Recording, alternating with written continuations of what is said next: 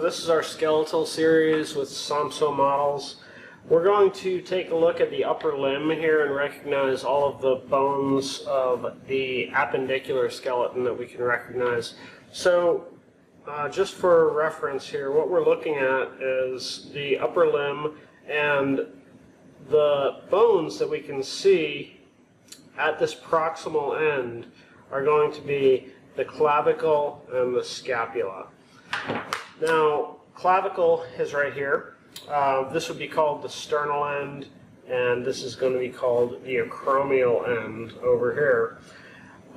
We can also recognize some structures on the scapula. So right here we have the coracoid process. This serves as an attachment point for muscles. Then if I rotate this to a posterior view, I can also recognize the spine of the scapula. So just to take a look at this scapula here, coracoid process is going to be right here, acromion is right there, and if you follow that acromion back and around, you get to the spine of the scapula right there. And then for the clavicle, this is going to be the sternal end, the acromial end.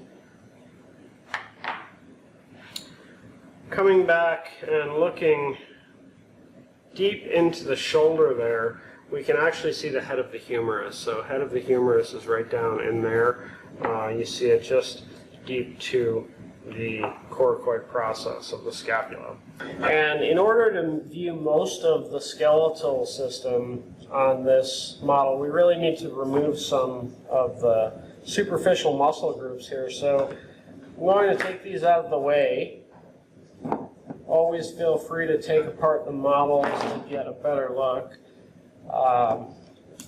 We'll move one more muscle group here.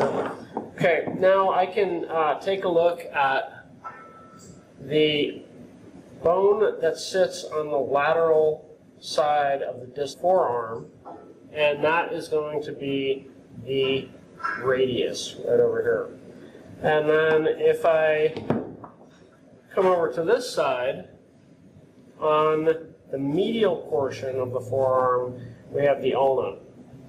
Out here is going to be the styloid process of the ulna, so bony marking on the distal portion of the ulna. Just to view the medial and lateral epicondyle, medial epicondyle is going to be right here, and the lateral epicondyle is going to be right there. One of the carpal bones out here, so this is going to be this prominent bump, is going to be the pisiform right there. And then the bones that we can actually view best from this posterior view is going to be the metacarpals here. So we have metacarpals that we can see right there. So there's going to be digit 1, so the first metacarpal.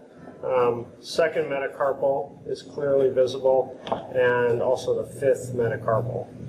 And then when we come out to what we think of as our fingers, these are going to be the phalanges. So if you view right there, those are going to be the distal phalanges all the way out there.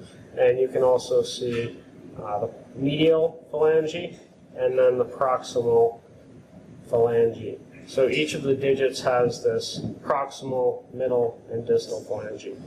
This is labeled well on the 5th digit.